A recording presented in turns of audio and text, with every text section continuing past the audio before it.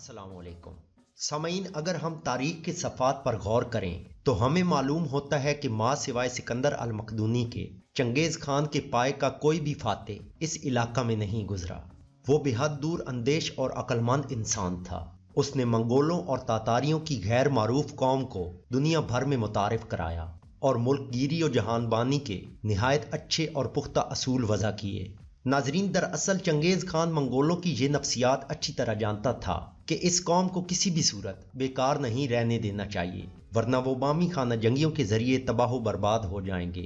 چنانچہ اس نے ایک طرف منگولوں کے اتفاق و اتحاد پر بھرپور توجہ دی، جبکہ دوسری طرف انہیں برابر عسکری مشاغل میں مصروف رکھا، اور چنگیز خان نے ایسے قوانین وضع کیے کہ جن کی بدولت منگولوں کی فوج کسی بھی لمحہ بیکار نہ رہی۔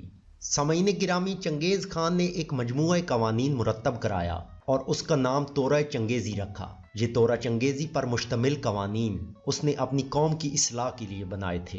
ان قوانین کے مندرجات مکمل طور پر تو نہیں ملتے، تاہم کئی مختلف کتب تواریخ میں جو ان سے متعلق اقتصابات ملتے ہیں ان کا خلاصہ ملاحظہ فرمائیے۔ نمبر 1، تمام منگولوں کا ایک ہی خدا پر یقین کامل ہوگا اور یہ ایمان ہوگا کہ وہی سب سے بڑی قوت ہے۔ نمبر 2، تمام اقوام کی مذہبی عبادت گاہیں ٹیکس سے مستثنیٰ ہوں گی۔ نمبر 3، بادشاہ صرف وہ کہلائے گا جسے منگولوں کی کونسل نامزد کرے گی۔ نمبر 4، کوئی بھی شخص منگول کونسل کی اجازت کے بغیر کوئی بھی اعزازی لقب اپنے نام کے ساتھ نہیں لگا سکتا۔ نمبر 5، کوئی بھی شخص اپنے بادشاہ اور منگول کونسل کی اجازت کے بغیر دشمن سے صلح نہیں کر سکتا۔ نمبر 6، فوج کے 10,000 افراد پر ایک افسر مقرر کیا جائے گا جو بوقت جنگ اپنے سپاہیوں کو مکمل ہتھیار فراہم کرنے کا پابند ہوگا، اور آج کل بھی دنیا کی جدید افواج میں یہی اصول رائج ہے۔ نمبر 7، دشمن کو شکست دینے کے بعد کسی کو لوٹ مار کی اجازت نہ ہوگی تاوقت یہ کہ انہیں ان کا کماندار اس امر کی اجازت دے، اور لوٹ مار کے مال سے خاقان کا حصہ الگ کیا جائے گا۔ نمبر 8، زمانہ امن میں فوج کی تربیت ایک عظیم شکار کا بندوبست کر کے کی جاتی تھی، اور اس کام کے لیے چند مہینے مخصوص تھے۔ گویا شکار ایک عظیم سالانہ جنگی مشق تھی، اور یہ طریقہ کار اب بھی دنیا کی جدید افواج میں رائج ہے، اگرچہ اس میں شکار کا نظریہ حذف کر دیا گیا ہے۔ نمبر 9، شکار کا گلا کاٹنا ممنوع قرار دیا گیا، اور اس کی چھاتی چاک کر کے شکار کی انتڑیاں اور دل، گردے وغیرہ شکاری خود نکالتا تھا۔ نمبر 10، چنگیز خان سے پہلے منگول کچا گوشت کھانے کے عادی تھے اور گوشت کو ابال کر کھانا منع تھا، لیکن چنگیز خان نے انہیں گوشت ابال کر کھانے کی اجازت دے دی۔ نمبر 11، اعلیٰ فوجی افسروں کی کارکردگی کا باقاعدہ ریکارڈ رکھا جاتا تھا، اور آج کی جدید فوج میں بھی یہی رواج ہے، اور ہر فوجی افیسر کی سالانہ ذاتی کارکردگی کی رپورٹ لکھی جاتی ہے۔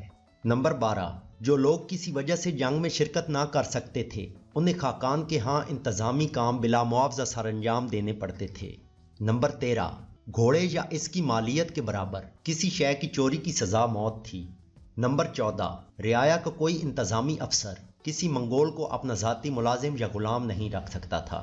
نمبر 15، زنا کی سزا موت تھی، اور ایسا کرنے والے کو تلوار سے قتل کیا جاتا تھا۔ نمبر 16، ملک و قوم سے غداری اور جھوٹی گواہی کی سزا بھی موت تھی۔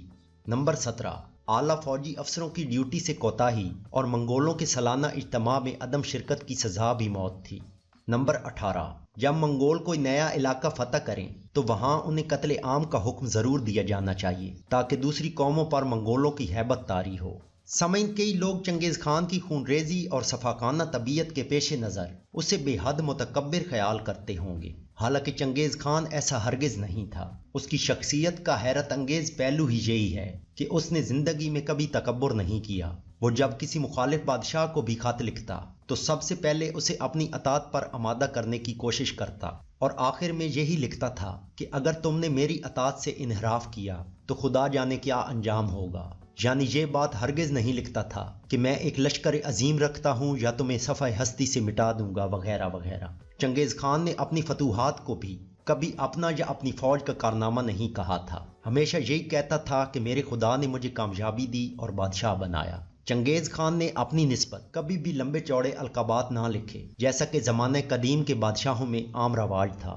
اپنے تمام کام دیگر سپاہیوں کی طرح خود ہی سر انجام دیتا تھا، خود جنگی مشقوں میں اپنی افواج کے شانہ بشانہ حصہ لیتا اور گھوڑے پر بیٹھ کر لمبی لمبی مسافتیں طے کرتا۔ اس کا قول تھا کہ ہمیں ہمیشہ محنت و جفاکشی کا عادی رہنا چاہیے اور اسی میں ہماری فضیلت و بادشاہی کا راز مضمر ہے۔ خواتین و حضرات، چنگیز خان بذات خود طویل القامت اور مضبوط جسم کا مالک تھا۔ وہ ہمیشہ لڑائی کے میدان میں صف اول میں نظر آتا تھا، جس طرف رخ کرتا دشمن کی صفیں درہم برہم کر کے رکھ دیتا۔ اس نے اپنے بیٹوں کی عسکری تربیت پر بھی بے حد توجہ دی۔ یہی وجہ تھی کہ اس کے بیٹے بھی غیر معمولی شجاع و جنگجو تھے۔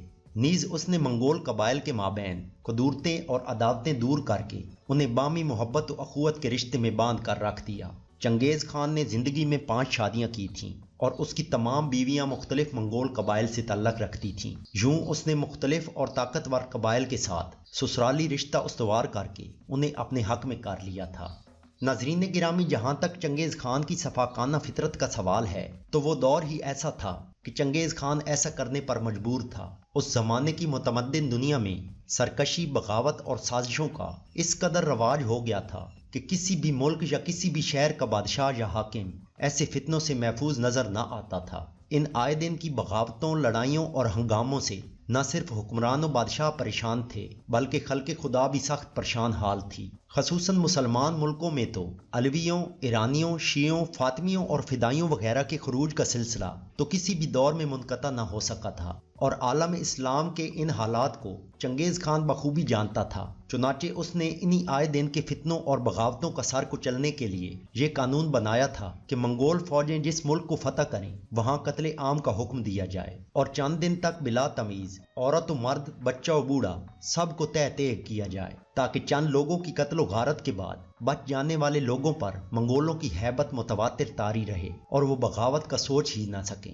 مسلمانوں کے علاوہ وہ اپنے ہم قوم باغی قبائل کا بھی یہی حشر کرتا تھا، بلکہ یہ بات قدیم منگولوں کی عسکری روایات کا حصہ رہی ہے کہ دشمن کو شکست دینے کے بعد صفحہ ہستی سے یوں مٹا دو کہ اس کا نام لینے والا بھی کوئی باقی نہ رہے۔ دوستو، اس کے ساتھ ہی ہماری آج کی ویڈیو مکمل ہوئی۔ اگر ویڈیو اچھی لگے تو اسے لائک اور شیئر کریں اور اردو شائن کو سبسکرائب کر کے بیل آئیکن کو لازمی دبائیں تاکہ آنے والی تمام نئی ویڈیوز کی نوٹیفیکیشنز بر وقت آپ تک پہنچ سکیں۔